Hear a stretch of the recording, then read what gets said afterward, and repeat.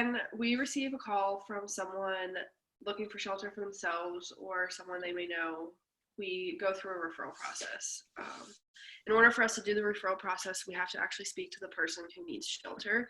So in the instance that it's someone calling on behalf of someone else, we just let the person know that they need to have that person call us. And when it's someone calling for themselves, we ask a bunch of questions to determine initial eligibility. So things like their name, obviously, how old they are, their birth date, what their last permanent address was. We ask all these things because in order for them to be officially eligible for shelter, we have to run a background check.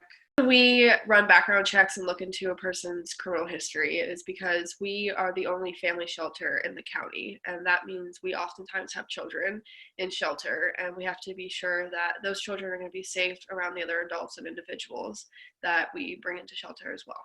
After determining initial eligibility, we set up a face-to-face interview, and the face-to-face interview is our initial buffer to make sure that the person we are considering for shelter is able to follow the rules and expectations of our program. Because we're more than just a shelter, we have two expectations of every resident that we bring into shelter, and those are that they follow the rules and that they continuously progress toward their goals. So every resident, when they come in, set goals for themselves. We do a 2-week goal plan. Those are the initial goals that can be met in that time frame. Things like finding employment or finishing up their resume so that they can apply for jobs, things that are easy to meet in that 2-week time frame. There is no limit for how long a person or family can stay in our shelter. And additionally, what makes our shelter unique from others is that while people are in our shelter, they're working with case managers to find permanent housing that suits them and their needs.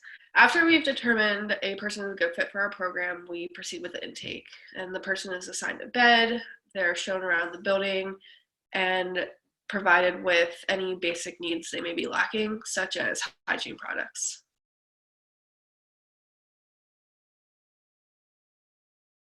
I meet with every resident on a weekly basis so they can update me on the progress of their goals and we can set new goals. Every Center House resident has access to a fully stocked kitchen. Center House goes grocery shopping once a week to provide basic food needs.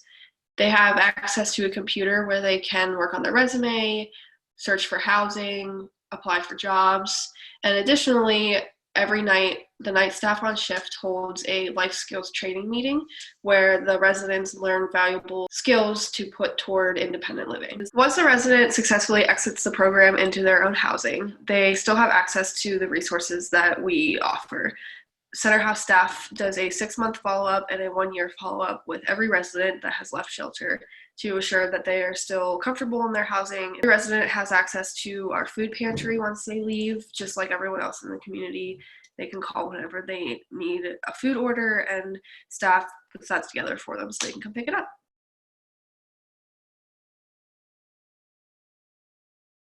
In addition to meeting with me on a weekly basis, every resident meets with a case manager from one of our other programs, and those are rapid rehousing, housing case management, permanent supportive housing, or our bridge program. These case managers work with our shelter residents to help them find permanent independent living situations that suit their individual needs.